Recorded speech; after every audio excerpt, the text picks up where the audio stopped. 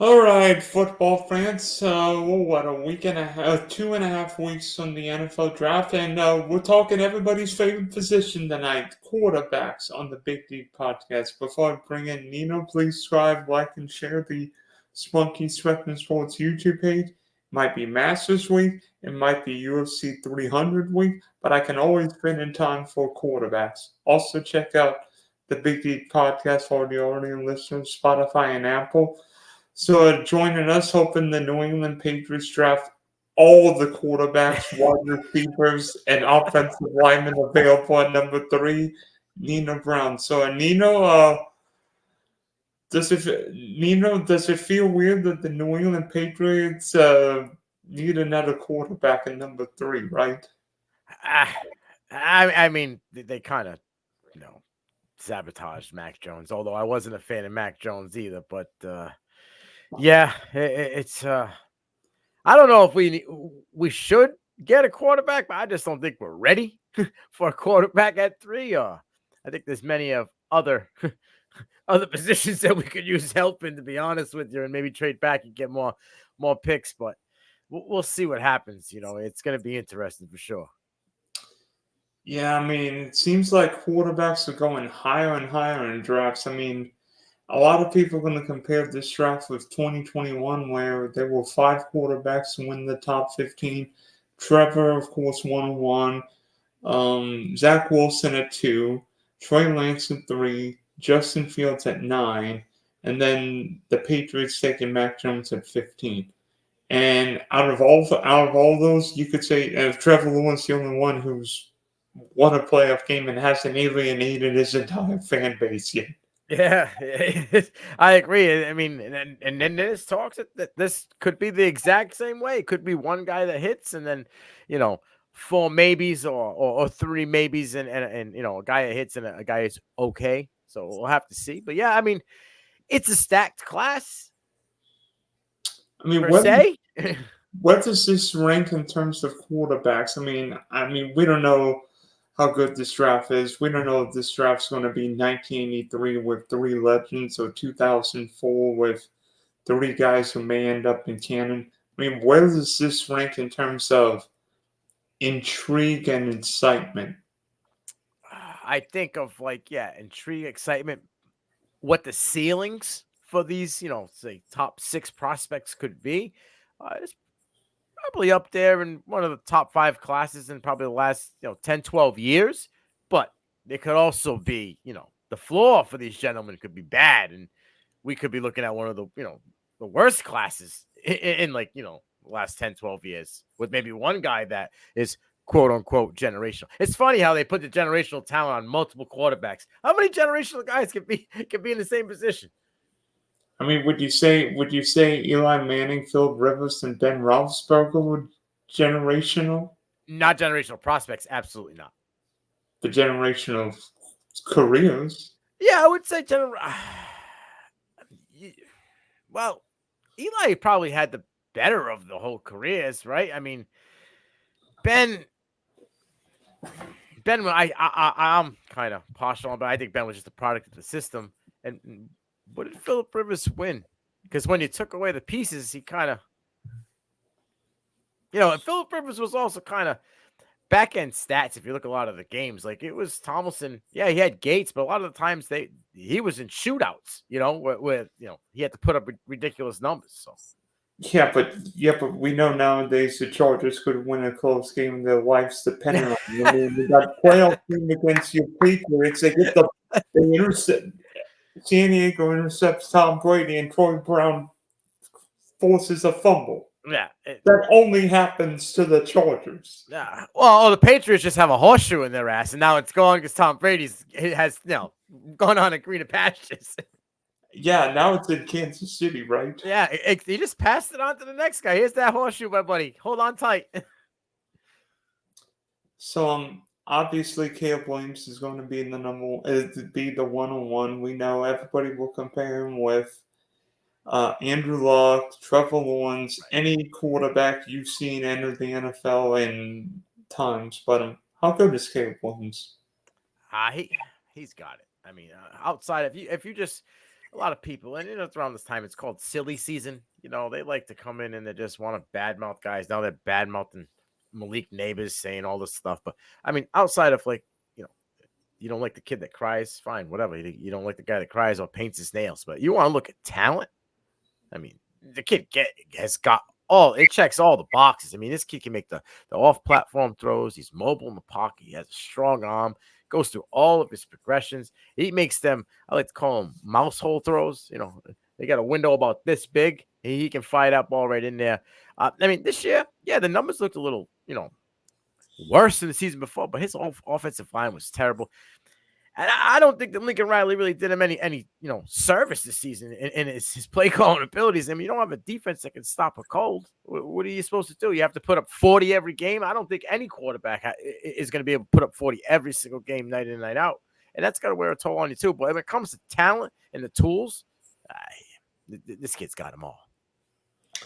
And plus, other than Jordan Addison, Caleb Williams didn't exactly play with a five-star receiver. He didn't play with the Washington wide receivers. He didn't play with a Marvin Harrison. Didn't play with a Malik Neighbors or Rome Medusa. I mean, Jordan Addison's a really good receiver, but I mean, who was USC's top receiver this year? Braylon Rice? Yeah, Brennan Rice. I mean, they also had the kid, the five-star freshman, Sakari Branch. I mean, they didn't use him a lot, but he did have a few touchdowns this season. I mean, they had Taj Washington, who's probably going to be, around 3 or 4 wide receiver in this draft. So they had talent, and you look around, it just seems as though outside of, Brennan Rice, it seemed to be guys who are 4 or 5-star talent that couldn't make it when they first started, transferred to USC. Mario Williams he was a 5-star coming in, and he kind of just got shuffled down the depth chart over there. So I agree with you. He didn't have the best receiver. He didn't have the top-notch receiving core as the other guys did, but he did have some guys.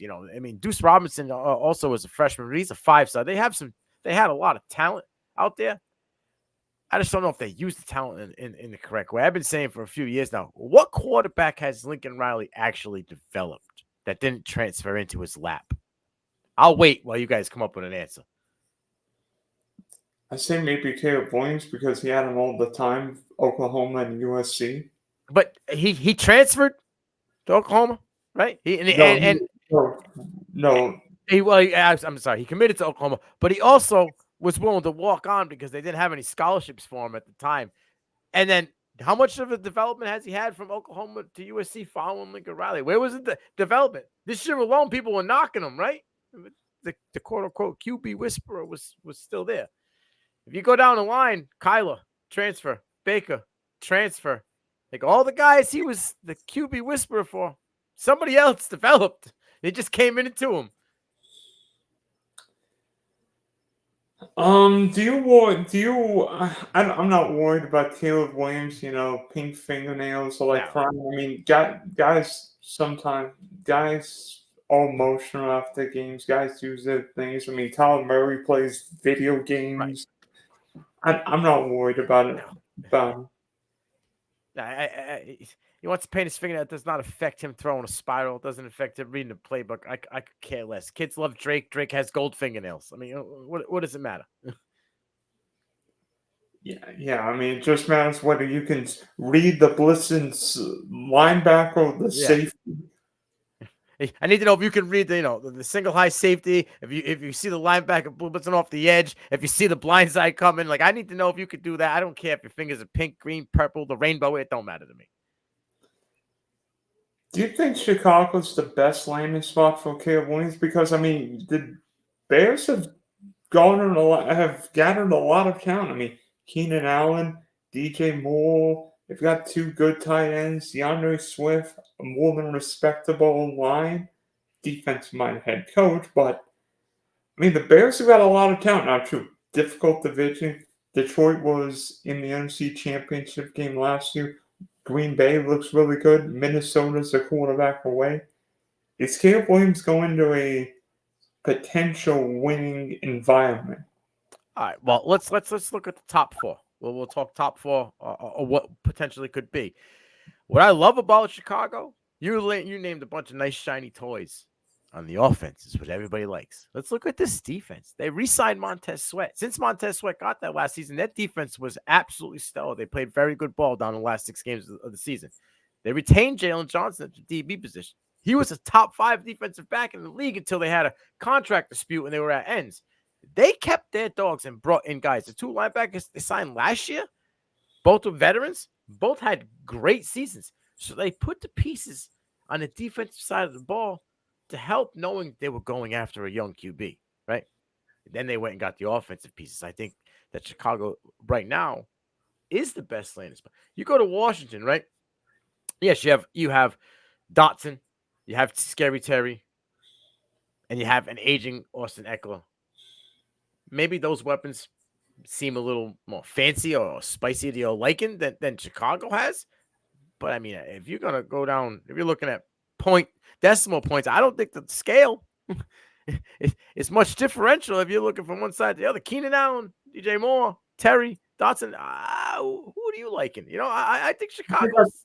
I think I take Chicago's wide receivers. Plus, I don't know about you last year, but every time I saw a Commander highlight, Sam Howell was getting knocked on his key, was ending up on his keister. Exactly, and that's what made Sam Howell have to get shipped out of town. That and the fact that he has an alpha mentality.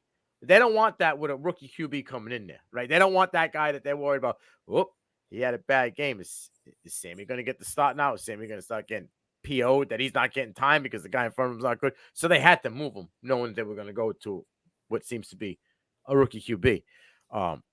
Patriots for Caleb was terrible. There's nothing there. And I said earlier in the show, I think that they should trade back and stock more picks because I just don't think they have enough.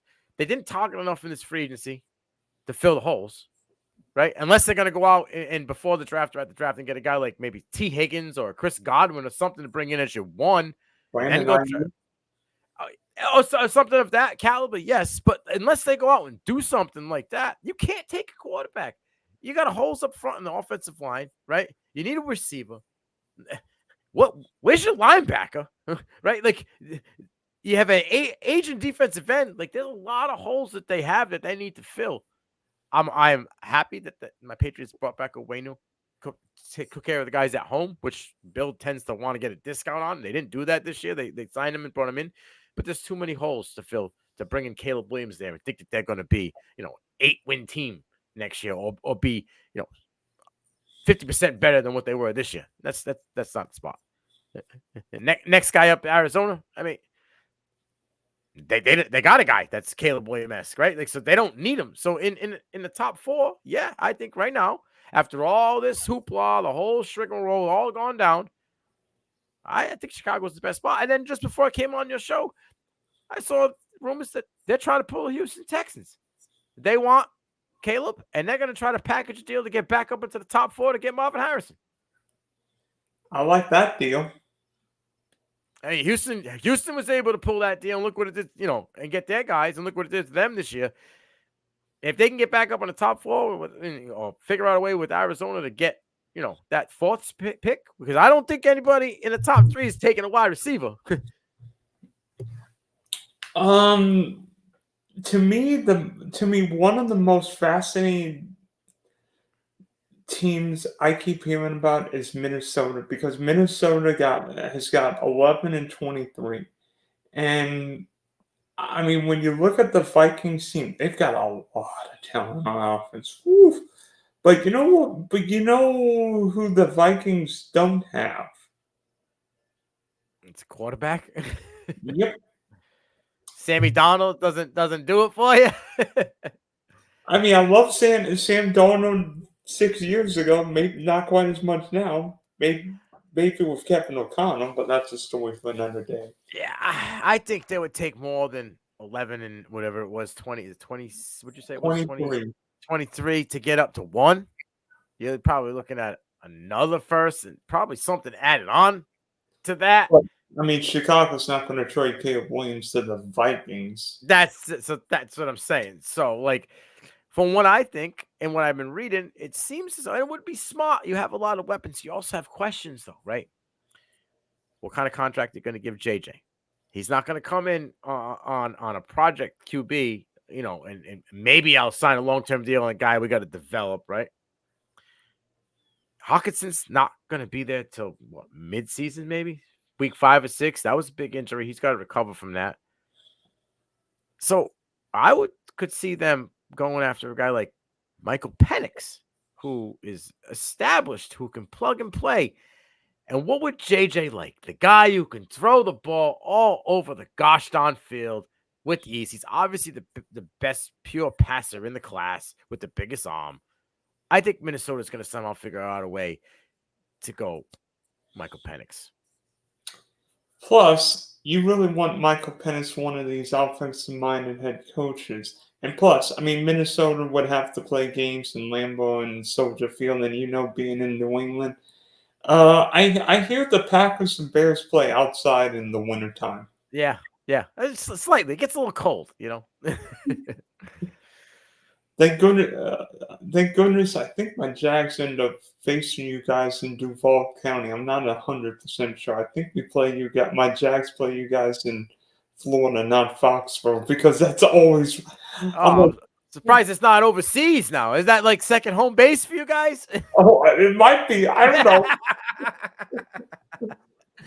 But back to the quarterbacks. Yep. The two quarterbacks everybody will discuss for 2 and 3, probably Jane Daniels and Drake May. I keep hearing more and more people saying the Commanders are going to take Jane Daniels at 2. Why should teams take Jane Daniels at 2? 5,000 yards in the SEC. In the year where he had to take that step because he had a kid behind him and Garrett Nussmeier that was ready to take his job. He took that step in the spring and they gave Garrett Nussmeier the bag. That right there speaks volumes. We were able to see a guy go through progressions and feed 2 receivers that are going to literally go in the first round. Brian Thomas Jr. is probably going to be a top 30 pick. He was able to feed and go through progressions and feed these guys, as well as Kyron Lacey. So it wasn't like he was a one-trick pony. You would see him go through reads. You would see him. One thing that I loved about him this year, that man loves to run. But when he was forced out of the pocket, his first reaction was to throw the ball and not to tuck it and go. Right there, I see development. I see a guy who's getting it and understanding that at the next level, I can't just run. I can't be a one-read guy and go. I have to be able to go through all of my reads. He has a big arm. He can put that ball. He's not afraid of anything. He's not afraid to make any of those throws, right? Like I said, SEC competition is huge. He delivered. I know people want to question about his skinny frame. They question about, getting down. I'm going to tell you something right now. He's an investment, a multi-million-dollar investment to a franchise. That kid is going to slide and get down. They are not going to let this kid go out there free willy-nilly style and get Goldberg speared by linebackers in the NFL because it's a business. They don't want to lose their business. They're not stupid. He's going to understand and get that. The frame, we've seen it. We've seen guys have success. Did you see the FSU? Yeah, he got picked up and slammed down like WWE. It looked like the Undertaker against choke slamming the Rock. Yeah, but I'll tell you what, this kid gives me vibes of a guy in the last 3 years who was told about he's not an NFL quarterback and what he go to 2 Super Bowls. Jalen Hurts. Daniels has that Jalen Hurts build. He's a little skinnier. You can put on a little bit of weight, but you can get that in the NFL. Like he can put on a little bit of size at the NFL, but he has the arm, he has the mobility, he has some off-platform throws. He has it all. He can read a defense. He's not afraid of those things. He's not afraid to sit in the pocket either and have a guy running down the gauntlet at him and deliver a strike. He makes that back throw, throw. He also can make those bucket throws. Like he can do all of it. Unlike the gentleman behind him in this class, in Drake May. Drake May, I have a lot of questions on, sir. I know you like Drake May, Dylan. I know we spoke about him. You say you thought he could be, Justin Herbert 2.0. The good stuff? Yeah, but I feel like everybody just wants to talk about the good stuff with Drake May. Nobody wants to talk about the bad stuff. He has trouble reading defenses. There are many a times they design plays where it's like you got the hot route. You can't even find out which one's the hot route. This guy's downfield wide open holding the sign, and you're either throwing the ball out of bounds or it's going check down Charlie. I don't know if that means you don't trust your delivery, if you don't trust your read, your whatever it may be, but adjustments on the fly from what it's supposed to be. Mm-mm. After those first couple of scripted plays, when we were going down the stretch, in the last couple of games, this year and last year, in the season of his highlight year, him and Mac Brown made no adjustments. Now, yeah, most people will put that on the coach, but as a player, you have to develop that adjustment. You have to be able to read the defense. He's coming on my hot. He knows the hot route. I have to come off. He doesn't. He'll try to force it sometimes to the hot route, and he will. Sometimes where he throws the ball, wows you. Whew, how did he make that throw? And then sometimes he throws the ball and you're like, where was he throwing that to? Now, I worry also is he's only been in North Carolina. He's never left home. He's only stayed home in this bubble of where his whole family have been superstar athletes. Yes, he is an athlete. I will give you that. And he can run with the best of them. But is he going to be able to do it in the colder weather at the biggest stage? Is he going to be able to do it when it's not home? These are valid questions.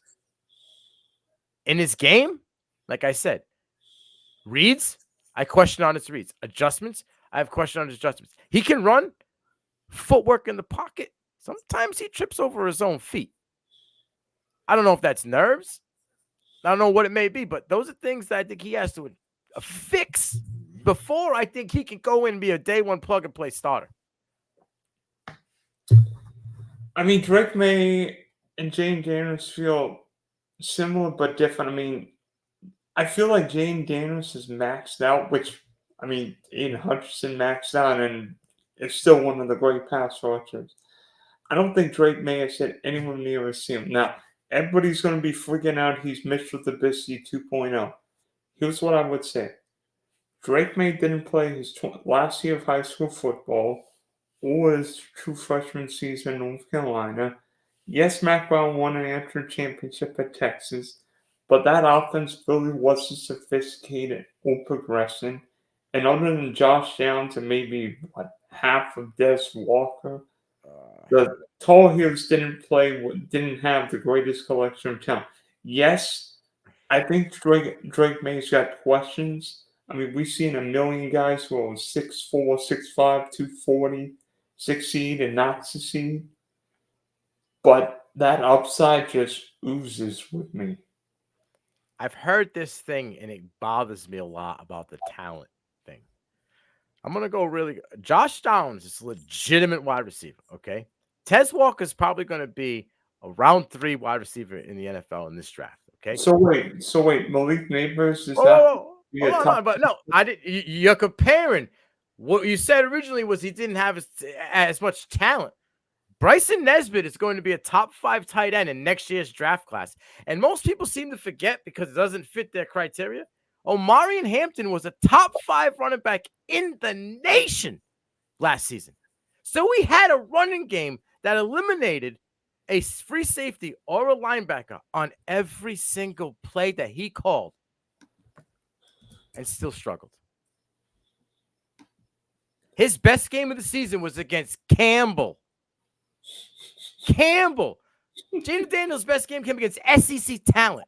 Okay, most North Carolina State in that second half, they ate him for lunch. Virginia. The second half of that game, he got his lunch again and stuffed in the trash. App State, he got outplayed by Joey McGuire. Like, I can't. I watched too much film to just be able to put this kid on a pedestal and say he's instantly quarterback 2 in this draft class. No way.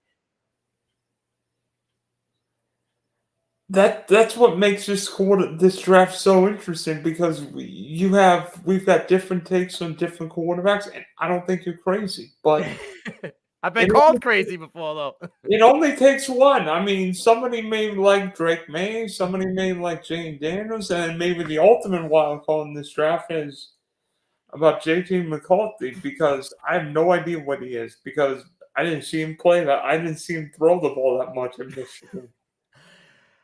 Yeah, he is the wild card. I think he's the biggest project quarterback in this class out of the top 6 guys, 5 guys. Excuse me, 6 guys because Bowen Penix in there. I feel he's the biggest project, and that may have to do with where he went. Because coming in to Michigan, he had all the intangibles: big arm, kid that was mobile, could make the throws, right?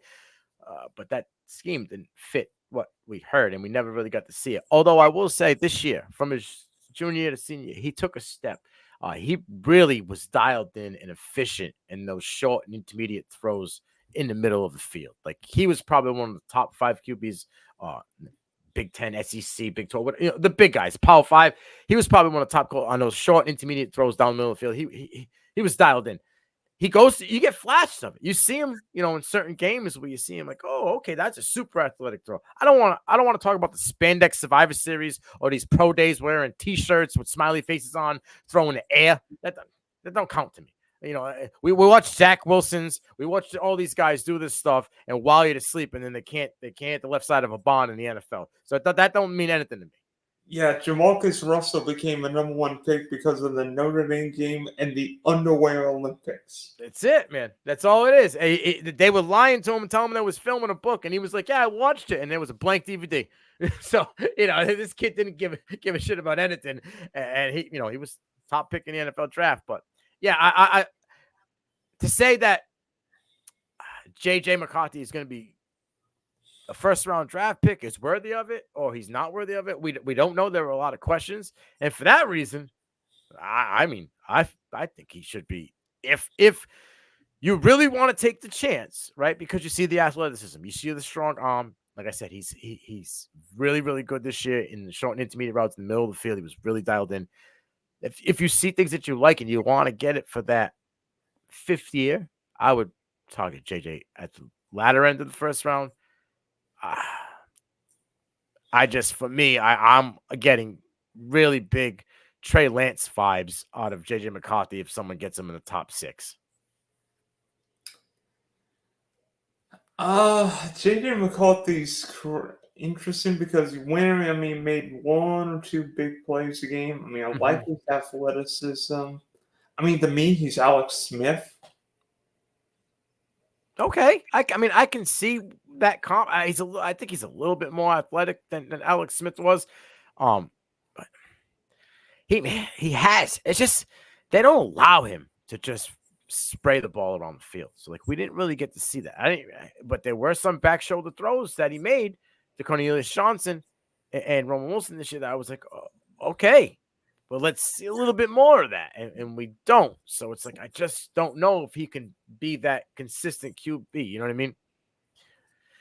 I do like that Alex Smith comp, though. That's spicy. Alex Smith, winner. And not just because he played under the same coach in San Francisco, but right. Similar skill set, runner, maybe a little more arm strength, but. Alex Smith, especially in his young days, could run. Yes. Yeah. But I'm not sure you want him throwing the ball 45, 50 times. We've never seen it. That's the thing. Or playing this year, because I think J.J. McCarthy would be best in Minnesota. If J.J. McCarthy played in New England this year, I don't like that. No, I don't like that at all. That's absolutely terrible. And I'm hearing, Elliot Wolf likes JJ McCarthy and he's pounding the table for him. So no, you said Minnesota. That means that they're riding Sam Darnold. That you think JJ's cool with that? That's why I don't. That's my problem. Is I don't think JJ's cool with the project QB. I think he wants to step in. Let's rock. I don't want to wait a year or two to find out if this is the guy, and then maybe it's not the guy, and we got to go down this route again. And I sure as hell don't want to be locked into a 5-year, whatever it may be, $100 million deal with you. And I got, we might go down 2 QB roles in that small contract. And then there were the Pac-12 quarterbacks in this draft. Bo Nix, who I think started 829 games for Auburn and Oregon. Okay, 61. I lied. 61 college starts. How many more does he have though than Michael Penix? Nobody wants to talk about that. They just because he has the most. It's not that many more than Michael Penix, but he's way more efficient than Michael Penix. He's probably one. I think he is the most efficient college quarterback ever. This year alone, he was like 78.1% passing. Um, he's probably a lot of people ask you who's the best, who's the next Brock Purdy, who's that game. Bo Nix is probably that guy. He's probably the best game manager in this group. I think if he falls into a place like Denver or New Orleans, I feel he could be a day one starter at either one of those programs. Yes, what is Bo Nix's, one of his main weaknesses is the deep ball and deep ball accuracy. But okay, he needs to work on that, and you can get better at that the next level. But on everything else, he checks the boxes. He's a guy who can read defense as well. He's mobile. He makes them off-platform throws, right? He's a legitimate, someone you have to account for in the run game because he can put up 10 touchdowns and 500 yards any season he wants. He's just a technician. He just will dissect his defense and work his way down the field. Doop, doop, doop, doop, doop, doop, doop. Next thing you know, we're in the red zone. Let's put up points. In Denver, I think it works. I think in New Orleans, it would work. Michael Penix, his arm. Like I said, he's the best pure passer in this game. Minnesota just lines up well for him. Plug and play. Ain't got really worried about nothing. Another team, I mean, Denver wouldn't be a bad spot as well, but I just have a funny feeling Bo Nix and Sean Payton is like a marriage we didn't even know about, but it's a marriage made in heaven. Because it just reminds me of Drew Brees without the absolute, 60-yard bomb arm downfield. Yeah, I think Bo Nix and Denver would be Rocky Mountain High Yes. because I mean Sean Payton's worked with Drew Brees. I'm not saying Bo Nix will be Drew Brees, Exactly. but he's got a lot of similarities, and Sean Payton being full quarterback will get the most out of Nix. I agree 100%. Penix, I'm hoping he doesn't end up with the Raiders because guess what the Raiders I don't care if Al Davis has been dead for over a decade. The Raiders throw the deep ball. I'm afraid Michael Penix is going to end up in Las Vegas. Yeah, I mean, he could, right? So where did they go? They went and got Gardner Minshew and Aiden O'Connell. and O'Connell played decently down the stretch. Obviously, Decently down the stretch. Did you see the Kansas City game? I'm just saying, compared to Garoppolo, Aiden O'Connell, he also got to say it was Aiden O'Connell's rookie year, and he got thrown to the wolves there. You know what I mean? But he played okay for them down the stretch, and then, like I said, Minshew had a good year for Indy due to injury to Anthony Richardson. So, I mean, there's no guarantee. I believe they gave Minshew 2 years, but most of that is guaranteed. So it seems as though he's probably going to be the starter this season, no matter who they draft. I would assume. I mean, but it felt weird that Gardner Minshew left for Vegas. Now maybe the Raiders go somewhere else. Maybe draft a lineman on either side, a corner. But I think a quarterback would make sense there because Aiden O'Connell and Gardner Minshew. Yeah, you think Aiden O'Connell and Gardner Minshew will compete against Pat Mahomes or Justin Herbert? Oh, No. no, but you got to understand. You think Michael Penix plugged in right now would compete against Patrick Mahomes and Justin Herbert? I take Michael Penix over those guys. Oh, no, yeah, agreed. But I don't know if that puts them in that tier of the AFC West either. So you'd have to see. Hey, what if New England took Michael Penix? I think Michael Penix would be the better spot for New England because he could make the lemonade out of lemons because he can throw the ball. He's a pure passer. You know what I mean? You just got to get these guys to run routes, and he can get them the ball. So you would want New England to move back and maybe get Penix at like 13, 14, Second round, or even the second round when New England's got what, 35 or 36? Yeah, I think they have the third pick in the second round. So get a lineman, right? Maybe get an added piece in the drop back, because you're going to Marvin get an extra pick. Harrison? Marvin Harrison? Wow. Yeah, you could. Oh, neighbors, right? Take one of them guys. I would say take an offensive lineman. They need to have holes, man. They got to protect whatever they're going to get back there. New England doesn't need linemen. The Patriots need wide receivers. I mean, who's New England's number one right now? Kendrick Bourne coming off a torn ACL. Wait a minute. So you're saying draft you want to put the cart before the horse. You want to draft a receiver not knowing that you're guaranteed to get the quarterback if you drop back. If it were me, if I'm New England, I might draft this. I'm not saying I would do this. I would draft Marvin Harrison Jr. this year and sign Dak Prescott next year because Dallas can't franchise him at what, 80 something million dollars. If I'm New England, Dak Prescott would absolutely walk in Foxborough. Dude, you want to put this fan base through another 3-win season with Jacoby Brissett? New England's not going to fire your new head coach. I'm not talking about fire. I'm talking about putting the fan base through another 3 to 4 win season and be drafted in the top 5 again. What if I told Patriot fans you get the best receiver since what, Jamar Chase, and you end up getting Dak Prescott? Oh yeah, you get a top 5 pick next year. You might draft. But none of that's guaranteed. That's the problem. None of those are big ifs. Well, I mean, the NFL draft. Well, if the NFL draft is Zach, the Kansas City Chiefs wouldn't win Super Bowls every year. I'm saying, well, what are you saying, Dylan? You're telling them, draft a receiver, go get a quarterback that maybe no other team will pay as a free agent, or that Dallas doesn't figure out a way to pay. Don't get an offensive lineman. If we don't need offensive linemen, what is the best thing their offensive line is at in the last 3 years since Tom Brady's left? Running the ball. They're not ready to pass pro. They're terrible at pass pro. Mac Jones is on his butt 90% of the times. You want to put a rookie QB behind that? We can have the same exact result as you got from the Mac Jones era.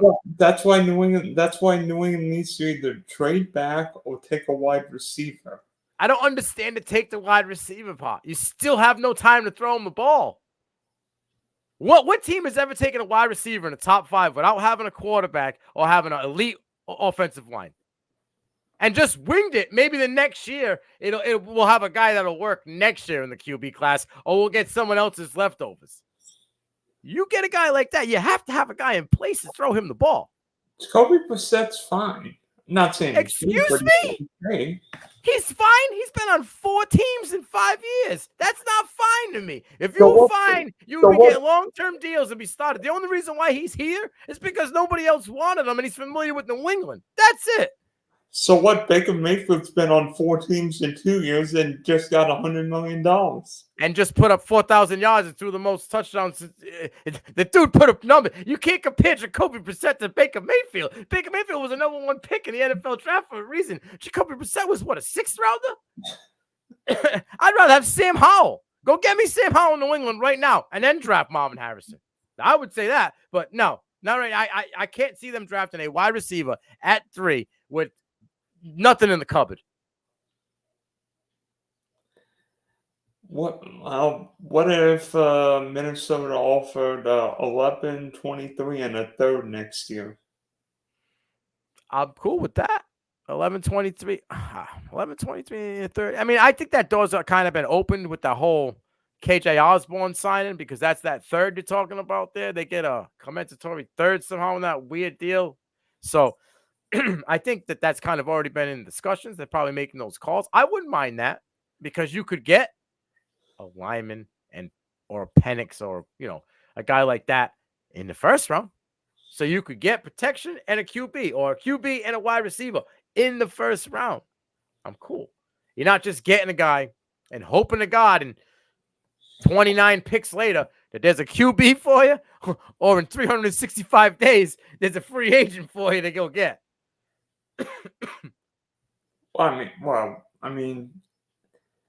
That's why the NFL draft's not a science. I mean, who knew the 2021 quarterback class would turn into yeah. Other than Trevor, it's bust, and bust. I agree.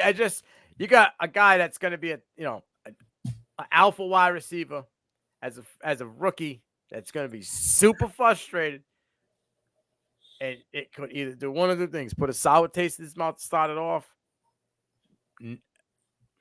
put the progression for the guy in the NFL backwards, a la Mac Jones. Yes, if you were ready, Marvin Harrison at 3 is a lovely thing. They are not ready for that. Do you have any quarterback comps for these guys, starting with Caleb? So like I said with Jalen, he's kind of like I got like a I mean, with like Jalen Hurts. with But Caleb Williams. no, with Jalen Daniels. Jalen Daniels, I think he's kind of similar to Jalen Hurts. I know a lot of people want to make Caleb to all these guys. He's like a modern day Aaron Rodgers. It's a young version of Aaron Rodgers. He's got Exactly. That's exactly who I thought he was. Yeah, he's got those quirky little throws he can do, right? He's got those little shuffle passes that he does. He's mobile enough to get out there and throw the ball. I think he's just a modern day Aaron Rodgers. I don't think he's Josh Allen or all these other guys. I think he has that. He's fine tuned to his craft, and he always wants to get better. And look at Aaron Rodgers. I mean, look, this guy just continues to get better. I said earlier, I think Bo Nix can be this class's Brock Purdy. I think he has the more defined skill set than Purdy had, obviously. But I think Bo Nix is that good game manager. He's not going to be the guy that's going to be throwing 10 to 12, 40-yard bombs downfield. But he's a guy that could probably put up 300 yards a game in 2 to 3 touchdowns, just working his way downfield. We've seen one of the GOATs do it for 8 to 10 years before he became the GOAT. And then Michael Penix reminds me of a quarterback in Miami, right? Tua's a little, I mean, not anymore. He was a little bit mobile. Alabama, now he's not much mobile. Penix is a statue, though. That's the thing. He is a legitimate statue back there due to past injury concerns and season-ending injuries that he's had. But trying to think who in the league right now is just one of those just pure pocket passes that you're probably going to get no more than 200 yards at the end of the year out of him on the ground. I don't know if Matt Stafford. Like Matt Stafford's probably going to get you 250 yards total on the year, right? But he can throw that ball all over the field. And he's resilient, right? How many injuries has Matt Stafford had where he's like come back, broken ankles, carry me down the field, I'll throw you one more ball down the field. Like Penix has had season-ending injury after season-ending injury, was in Indiana, came to Washington and was able to stay healthy. 4 of them, exactly. And be able to mentally put that away, put that in a box way back here and perform. So, yeah, I think I'll give Stafford and Michael Penix. That's my comp right there. Yeah, I mean, I say Tua not just because of the injuries, but Tua is a great deep ball throw. Now, part of it is he's got one side of the field, though. He's got Tyreek Hill, but it helps if you have the fastest receiver on grass. Yeah, but Tua can only throw to one side. He only throws to the left side of the field. He can't really throw to the right. And where does Tyreek line up? To the left. Yeah, because he knows. But he knows Tyreek Hill can beat the corner on the go now. I mean, go back to Alabama. Look at the throws. It was like 77% throws to the left side of the field. I mean, the throw to Devontae Smith, left corner in the end zone. See what I'm saying?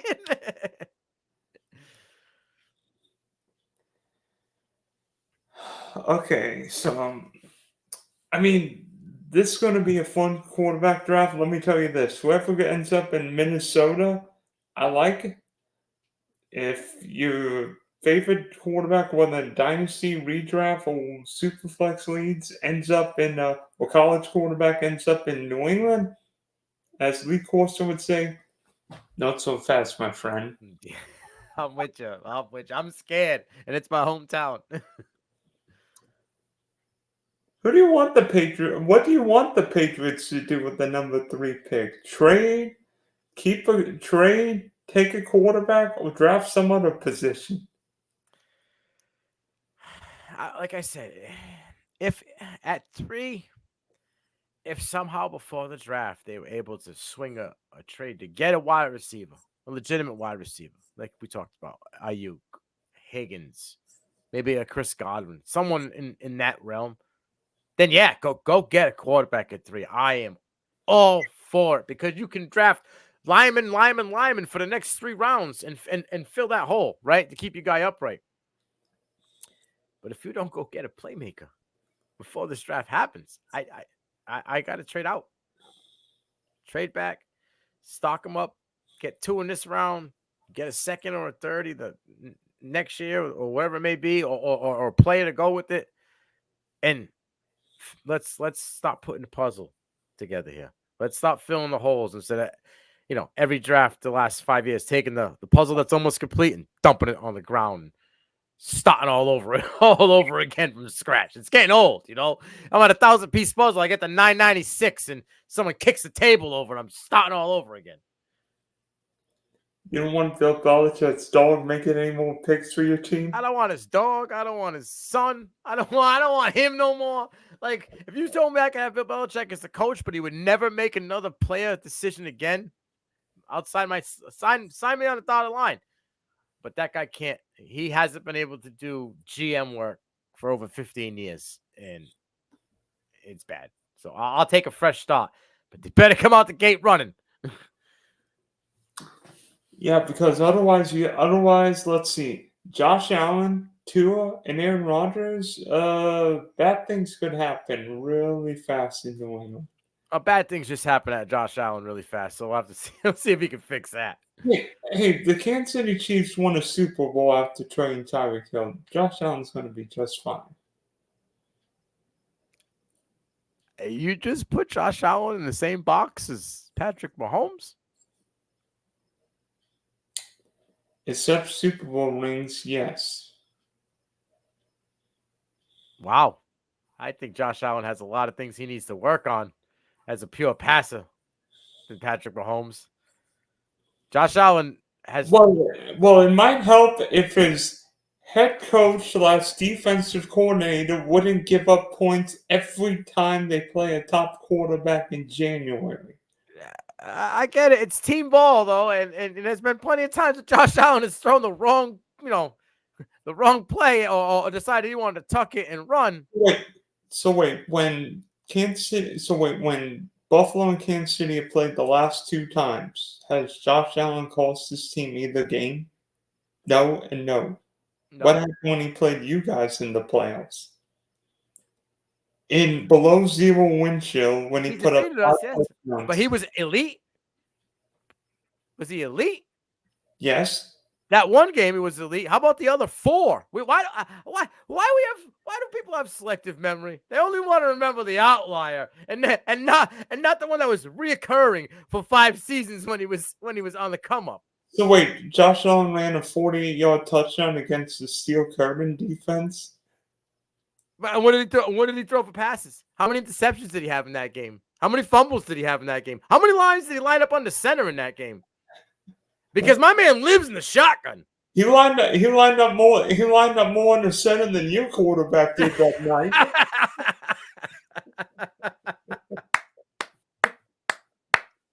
I love it. I love it.